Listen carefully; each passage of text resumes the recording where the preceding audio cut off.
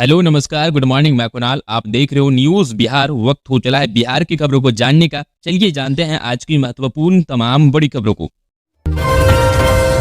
बिहार के दूसरे चरण में मतदान बढ़ा, 5 सीटों पर 58% वोटिंग। कटिहार में सबसे ज्यादा। बिहार में दूसरे चरण की लोकसभा चुनाव के लिए 5 सीटों पर शुक्रवार को मतदान हुआ। इस चरण में किशनगंज, कटिहार, पूर्णिया, भागलपुर एवं बांका सीट पर वोटिंग हुई। शाम 6 बजे तक राज्य में कुल 58.58% मतदान हुआ। सबसे ज्यादा कटिहार में 64.6% और किशनगंज में 64% मतदान हुआ। पूर्णिया में 59.94% और बांका में 54% वोट डाले गए। सबसे कम भागलपुर में 51% मतदान हुआ। हालांकि पहले चरण के मुकाबले मौजूदा फेज में वोटरों के बीच मतदान का उत्साह ज्यादा नजर आया। लोकसभा चुनाव 2024 के पहले चरण में 48.23% ही मतदान हुआ था, जो कि मौजूदा चरण से 10% कम था। लोकतंत्र की खूबसूरत तस्वीर। शादी के बाद विदाई रोक, दूल्हे के संग बूथ पर पहुंची नई नवेली दुल्हन, वोट डाला। लोकतंत्र में मतदान के महत्व एक सुंदर तस्वीर कटिहार से सामने आई है। नगर निगम क्षेत्र में रामखाटू विद्यालय स्थित मतदान केंद्र पर पहुंचते मतदाता और मतदानकर्मी उस समय बेहद खुश हो गए जब शादी के जोड़े में एक नई नवेली दुल्हन अपने दूल्हे के साथ वोट देने मतदान केंद्र पर पहुंच गई। नई नवेली दुल्हन श्वेता और उनके पति सुबोध मतदान के लिए पहुंचे और अपने ससुराल जाने से पहले वोट डालकर लोकतंत्र के प्रति अपना फर्ज अदा किया। पति सुबोध ने कहा उसे अपने पत्नी के इस फैसले पर गर्व है। लोकसभा चुनाव के दूसरे चरण में कटिहार में शुक्रवार को मतदान हुआ। नवविवाहित दंपति ने सामान्य मतदान की तरह अपने पंक्ति में लगे और अपने मतदान का इंतजार करने लगी। कटिहार रामखाटू महतो मध्य विद्यालय में मतदान करते श्वेता और उसके पति सुबोध कहते हैं कि मतदान बेहद जरूरी है। इसके लिए वो भी अपनी पत्नी श्वेता के साथ मतदान स्थल तक श्वेता को मतदान करवाने पहुंचे। श्वेता ने कहा कि उसे अपने देश से बहुत प्यार है और लोकतंत्र पर विश्वास करती है। अच्छी सरकार बनाने के लिए एक एक वोट जरूरी होती है, इसलिए उसने अपना फर्ज अदा किया।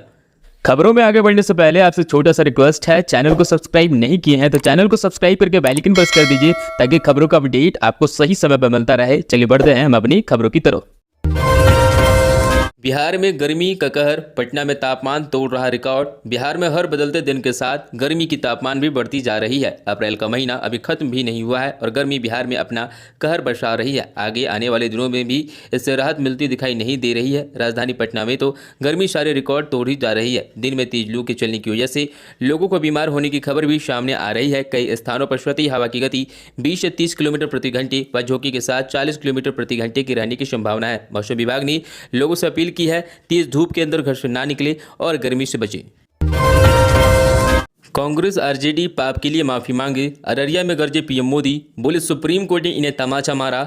22 दिनों में चौथी बार बिहार दौरे पर और 10 दिनों के अंदर दूसरी बार सीमांचल पहुंचे नरेंद्र मोदी ने अररिया के फारबिसगंज हवाई अड्डा मैदान से बिहार की जनता को संबोधित किया। इससे पहले 16 अप्रैल को पीएम मोदी गया और पूर्णिया की रैली में शामिल हुए थे। अररिया लोकसभा सीट से एनडीए से भारतीय जनता पार्टी के उम्मीदवार प्रदीप कुमार सिंह और सुपौल से जेडीयू के दिलेश्वर कामत के पक्ष में वोट डालने की अपील करते हुए प्रधानमंत्री ने कहा कि कांग्रेस और राजद को देश की जनता से माफी मांगनी चाहिए, क्योंकि ईवीएम के बदले बैलेट पेपर से वोट कराने की उनकी मंशा पर सुप्रीम कोर्ट ने बड़ा तमाचा मारा है। पीएम मोदी ने दोनों पार्टियों पर बिहार की जनता को लूटने और ओबीसी समाज का आरक्षण काटकर धर्म के आधार पर मुसलमानों को देने की साजिश करने का आरोप लगाया। पीएम मोदी ने अपने भाषण की शुरुआत में बाबा मंदिरेश्वर और मां काली को याद करते हुए किया। 2019 की तरह फिर से एनडीए की जीत का कॉन्फिडेंस जारी करते हुए प्रधानमंत्री ने कहा कि हमारी सरकार तीसरे कार्यकाल में भी और भी बड़े फैसले लिए जाएंगे। मैं यह जनता जनार्दन का आशीर्वाद मांगने आया हूं कि मुझे ताकत दे। देश के हर कोने में जहां जा गया मुझे भरपूर आशीर्वाद मिला। हर जगह यही आवाज आ रही है, फिर एक बार मोदी सरकार। तीसरे चरण के मतदान के लिए अधिक से अधिक वोट डालने की अपील करते हुए पीएम मोदी ने कहा चुनाव लोकतंत्र का महापर्व है, इसमें अपनी भूमिका निभाने से कभी पीछे न हटे। गर्मी का समय है, लेकिन विपरीत परिस्थितियों में देश के निर्माण और लोकतंत्र की मजबूती के लिए मतदान कर अपना कर्तव्य निभाना न भूलें।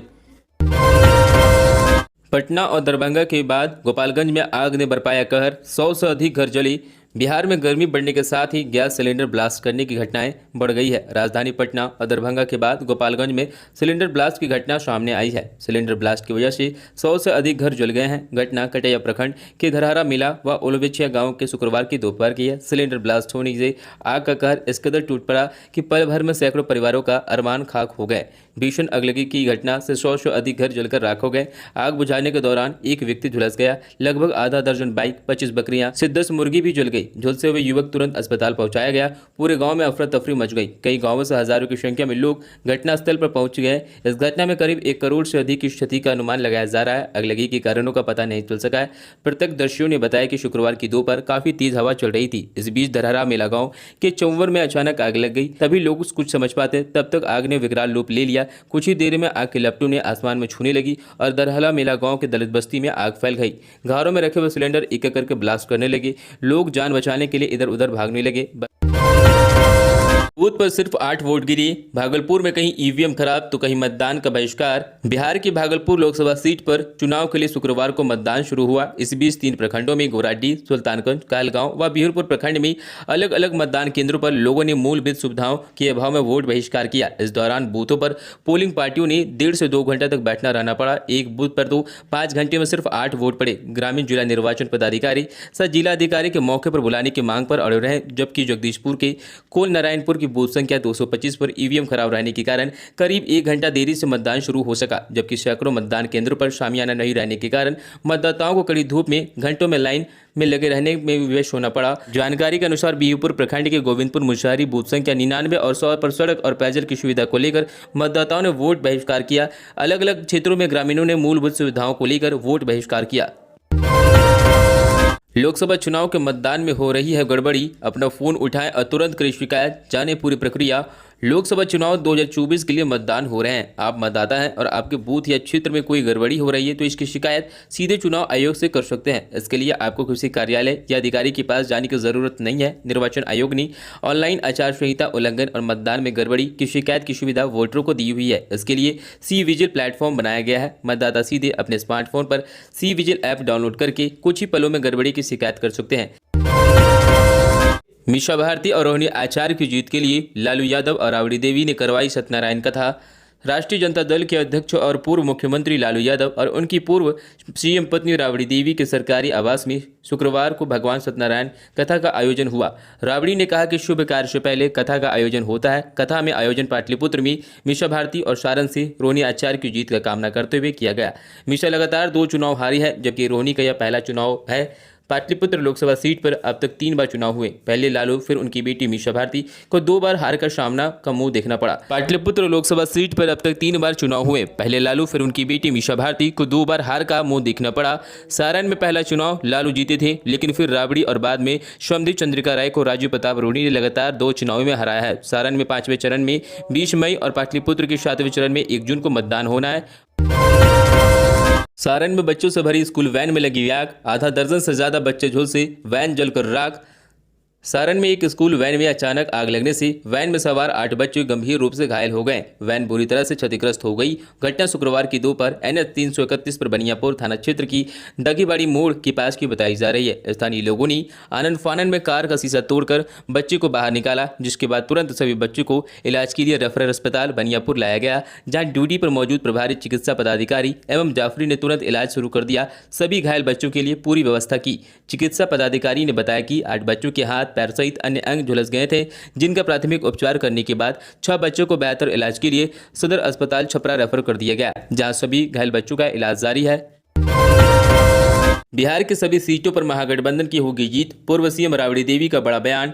लोकसभा चुनाव में अपनी जीत को सुनिश्चित करने के लिए पक्ष और विपक्ष दोनों ही गठबंधन में शामिल सभी दलों ने पूरा अपना जोर लगा दिया है। लालू प्रसाद यादव की दोनों बेटियां मीसा भारती और रोहिणी आचार्य चुनावी मैदान में है और लोगों को अपने पक्ष में गोलबंद कर रही हैं। इस बीच पूर्व सीएम राबड़ी देवी ने दावा किया है कि बिहार की सभी सीटों पर महागठबंधन की जीत होने जा रही है। दरअसल पाटलिपुत्र लोकसभा चुनाव के लिए मीसा भारती के लिए आरजेडी की तरफ से आज चुनावी कार्यालय का ओपनिंग हुई थी। इस मौके पर मीडिया के सवालों के जवाब देते हुए राबड़ी देवी ने दावा किया कि बिहार की सभी सीटों पर महागठबंधन की झोली में आ रही है। वहीं पूर्व सीएम राबड़ी देवी ने पीएम मोदी के बिहार दौरे पर कहा कि नरेंद्र मोदी का बिहार में आने का पूरा हक है। हर किसी को पूरे देश में आने जाने का अधिकार है।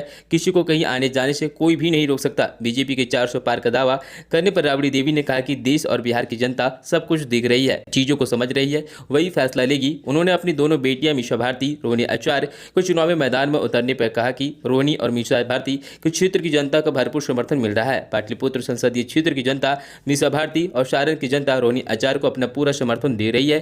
चुनाव में किसी को टक्कर देने या नहीं देने का सवाल ही नहीं है, बल्कि जनता जो चाहेगी वही होगा। चुनाव में जनता मालिक होती है।